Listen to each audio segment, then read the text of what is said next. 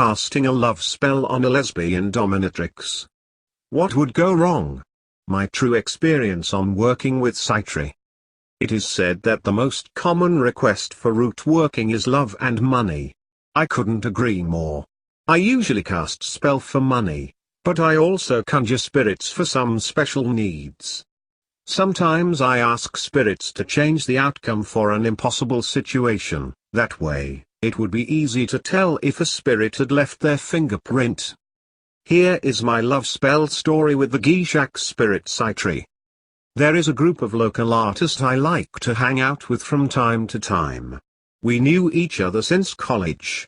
Over the years, new people would come into our orbit, and some people move away to a different town. A few years ago, a gothic girl, slightly voluptuous, came into our orbit. She's a friend of a friend, kind of acquaintance. 2 things she made clear to us. 1. She is a lesbian. 2. She hates man. Not just a liberal feminist. We are talking about a full-fledged, man-eating, bitch-on-wheel type of man-hater. Me and her.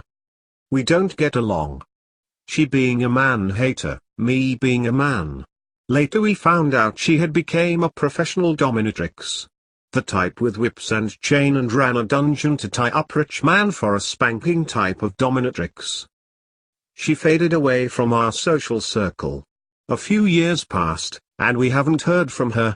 All the better for me.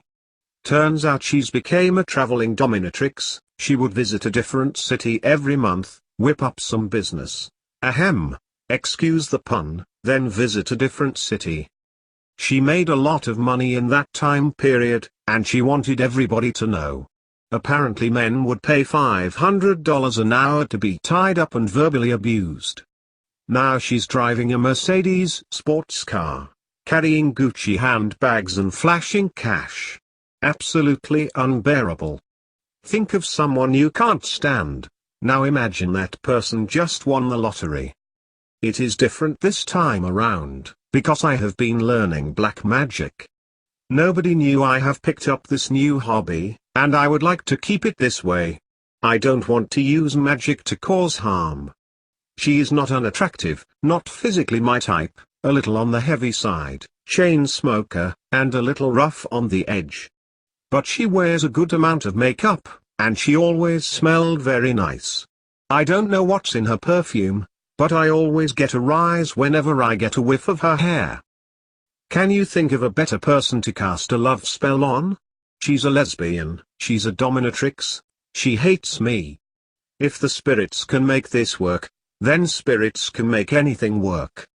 Also, at the time, I thought to myself, this would never work. My original intention was to use her as a practice target, sort of an astro bullseye. I can practice aiming my psychic energy. And so I started researching the best demon for love. It's been known that Sitri can elicit quick lust in someone, but not good for making someone fall in love with the conjurer. Perfect. I don't want her to love me, I just want to see if I can get her worked up using black magic. Seeing that she's lesbian, dominatrix and hates me, I figure I would need to go all out. So I throw everything I can find onto her. I found her Facebook page, downloaded one of her headshot, and superimposed Sitri's sigil onto the image using Photoshop, then print it out in black and white format. I would then use a pencil to first trace out her facial feature, then draw Sitri's sigil on top of her. I would then summon Sitri and invoke the demon's power. Back then, my technique was not as evolved. I am still unable to see the spirits to hear them directly.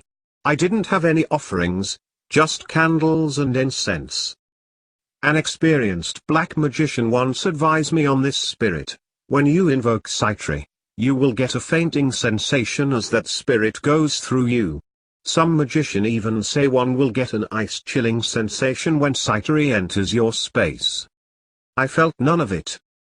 I called the spirit, in a friendly yet commanding way, said I want this girl become obsessive and lustful towards me, and that she would come onto me.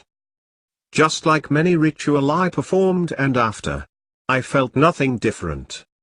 I repeated this ritual for a week. Since I only see her occasionally, and we are not connected on social media at all, so there is no way to know if it had worked. Time passed and I have forgotten about this ritual. One day I walked into a bar and saw her hanging out with some of my friends. I ordered a beer, joined the human circle and said hi to everybody. She ignored me as usual.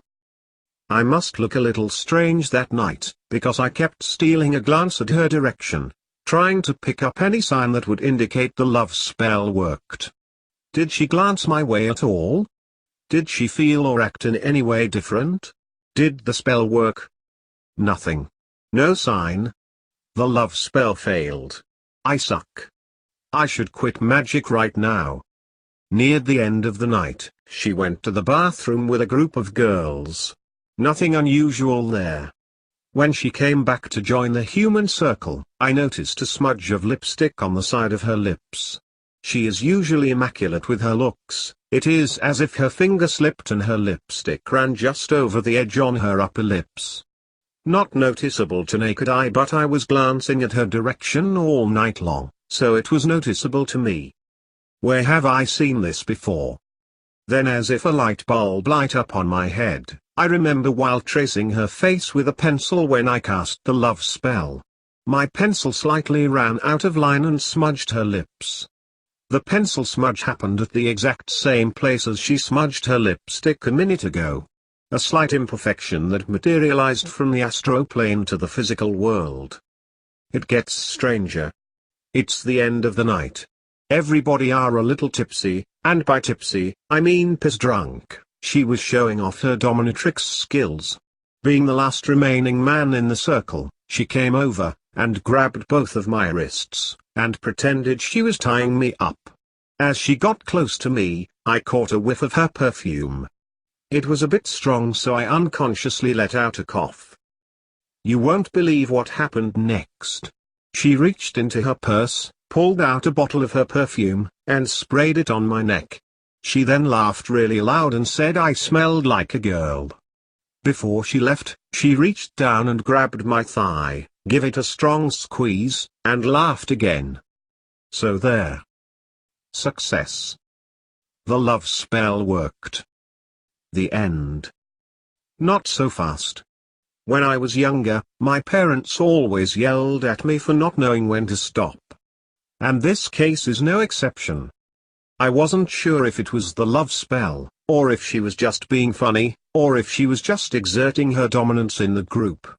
The only way to find out is to up the ante.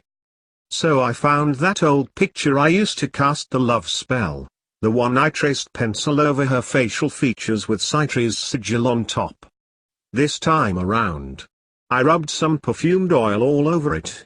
Then I burned 4 wax candles on the picture. One on her forehead, one on each of her eyes, and one on her mouth. I did this over and over for about a week. At the end, the picture is covered with wax.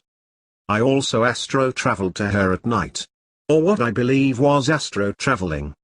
I would vividly picture myself next to her whispering how she would think I am hot, and how much she wants me. I would then picture myself kissing her on her cheek before I end the ritual. A few weeks later, our group got together again, and this time it was an underground techno music concert, sort of a mosh pit rave kind of thing. Apparently she was celebrating a professional milestone. Some rich banker brought her a condo in Midtown Manhattan and she's moving there to live full time. I was expecting to see the same Ice Queen when I arrived, but it appeared that she's been drinking and vaping and did a lot of drugs before the event, so she's being erratic and jumping around and screaming. I don't think she even noticed me when I arrived. The night went on with more drinking and dancing to techno rave music. This is when the night get even more interesting. Near the end of the night, I was on my way to the bathroom, while she had just came out of the bathroom and on her way back to the group. I noticed the slight lipstick smudge on her upper lips again. At this point she was so drunk, she can barely walk in a straight line. I noticed she was heading towards me. At first I thought she was losing her balance, But as she came closer, I realize she's not just heading towards me, she is heading right into me. As in, she pushed me right into the wall, then she pressed her large body against me, pinning me into a position I can barely move. She pushed her knees right into my genital area and rubbed her thighs against the base of my penis. She is a dominatrix. This is what she does. She reached her hand behind my head, grabbed my hair, and pulled my ears right towards her mouth. Due to the loud music in the background, she had to yell the following sentence. "You are so pretty." I heard her, but I didn't believe what I was hearing. So I said the only thing a sensible man would say at this tense moment. "What?" She grabbed my hair again, more aggressively this time, and pulled my ear so close to her lips I can feel her spit on my face. She yelled again. "When you come to New York, me and my girlfriends are going to tie you up, then we are going to sit on your cock, and we are going to take turns gang raping you." Then without warning, she pulled my face in and gave me big sloppy kiss on my cheek. I can feel her tongue running up and down my face, as she licked her lipstick print off my face.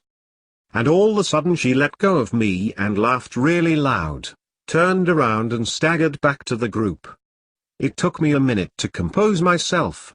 I went to the bathroom and tried to collect my thoughts. As I wash up my face I look into the mirror. At that very moment, I remember casting that love spell. It is as if Sitri just tapped my shoulder and said, "How you like me now?" When I got back to the group, she had left for the evening. She's since moved to New York and I haven't heard from her. So love spell with Sitri worked. A skeptic might say she got really drunk that night, or she mistaken me for someone else, or she was exerting her dominance. The fact remained that she was an impossible girl to seduce. She wasn't even interested in man. Also, we hate each other. In retrospect, her attitude towards me changes when I began casting that love spell with Sitri. I don't know how Sitri did this, but one thing for sure, he brings result. So yeah, you are thinking about Sitri for lust and obsession spells. It is a spirit I would highly recommend.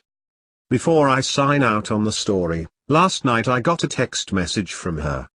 She didn't say much, she just texted, "Hey, it's me." I haven't replied to the text message yet, which is what prompted me to write this story. Feels like Sitri wanted to me show the world what he can do, so whomever is listening to me right now, would consider working with him. I have worked with other spirit before, and in time, I would like to share those stories too.